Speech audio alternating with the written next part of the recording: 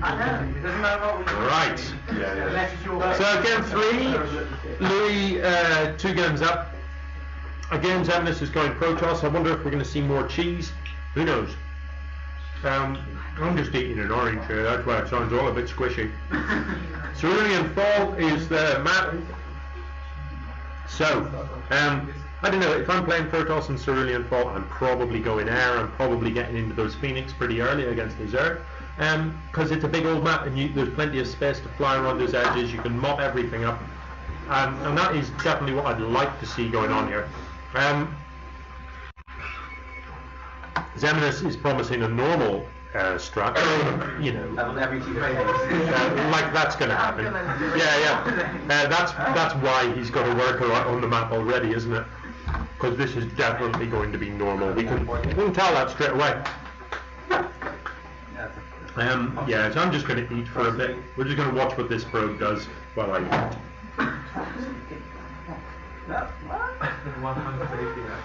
Forge first, it's Cannon Rush, man. No. Are you kidding me?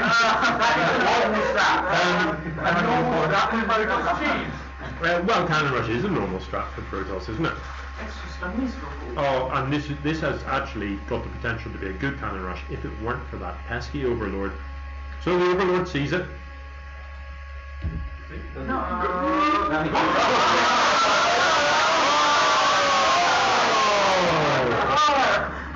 Yes, he does.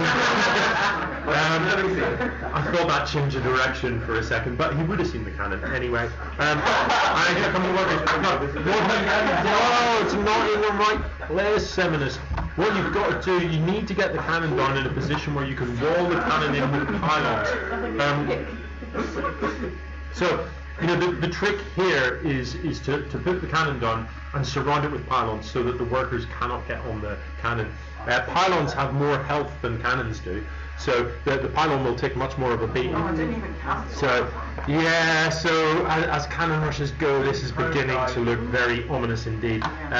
2 cannons are the only thing in production, nothing weird. Is there another worker coming? There is. I don't know what that worker is going to be doing.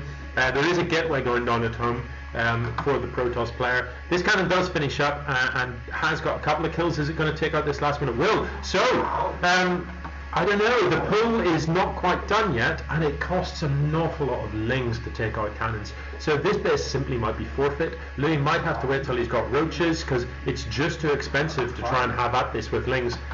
Hopefully this time Xemnas doesn't make the same mistake. Build a cannon at home, Xemnas. Seriously, dude. Okay, he's going to continue this, and I don't know. For me, this is just a waste of money. You know, these cannons are already doing the business. Their shields are recharging. You know, even if these get taken out with lings, it will cost so many lings that they're still worthwhile. They're getting lings for free here. So, you know, cancel these. What's this for? You're just throwing away minerals. Build these cannons at home instead, please. I don't like this additional unnecessary commitment. I don't like it one bit. This hatches, your job here is done. Go home and macro like a boss. You've got a Zerg that is still on one base at the 3-minute mark, and anybody that plays Zerg, that's the last place you want to be. You know, your head in hands at that point, just going, what is the point? So a full wall off is fine, but you know, I'd much prefer just a cannon rather than the wall off. Is there going to be a proxy Stargate here, do you think? No, it's going for the Robo again, which is fine. I don't mind it, but I think I still would have preferred the Stargate. Over here is where Louis has decided to expo. Didn't even go for this spot, actually. And that might be sensible because the worker he knows is still prowling about the place and could very well cause you some problems if it gets, you know, another cannon is all it's going to take. So, doesn't know about this at all just yet. Xemnas, meanwhile, hasn't actually been inside his opponent's base at all. So, to be honest, do you need to go inside Louis' base to know that there's going to be Roach Warren and Evil? You don't, to be fair. You know, I'm not dissing it. He does it extremely well. So if it ain't broke, why fix it? So these lings coming across the map are going to run into this wall. There are now a couple of cannons building behind the wall, and these cannons will finish up before the lings get through the pylon, I think. Yeah. So the lings are just going to have to run away, as is the Overlord. before it gets picked off. But you know, this, nice. These lings are in no way wasted, parked here, because you know, this is keeping your opponent honest. While this wall is in place, your opponent is not expanding into their natural. And yeah, okay, they might build a base on the other side of the map, but when you're a Zerg player, you've got the fastest units in the game. You can punish bases that you find on the map. It's easy to attack them, and it's very hard for your opponent to defend them because they're so far away from home. So, you know, Xemnas ultimately wants to expand here, and at present cannot without building some units to push these lings away. Because are these just coming to clean this up? I think, well, he's going to want to turn these into Ravagers before he cleans this up. You know, like another cannon? Why Xemnas? What is it you're attacking with this? Is this... oh, it's a shield battery. Good call. Never doubted you, mate. I knew you had it all in hand. So the shield battery is perfect. That's exactly what you want. You also want the worker to start creeping this forward so that you can get that, you know, the next pylon here, then the shield battery here, so that you can get ever closer and closer. And these immortals backed up with the shield battery, as the name suggests, are ridiculously hard to kill. 3 immortals pretty much one-shot a roach.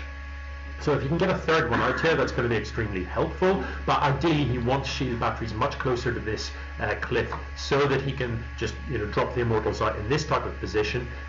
Immortals are vulnerable to things like lings. The lings are fast and surround the immortals and nibble at them. Immortals have a substantial amount of shield and are pretty tough units against things that hit hard. Lings don't hit hard, but they hit fast. So they are the ideal unit to beat immortals.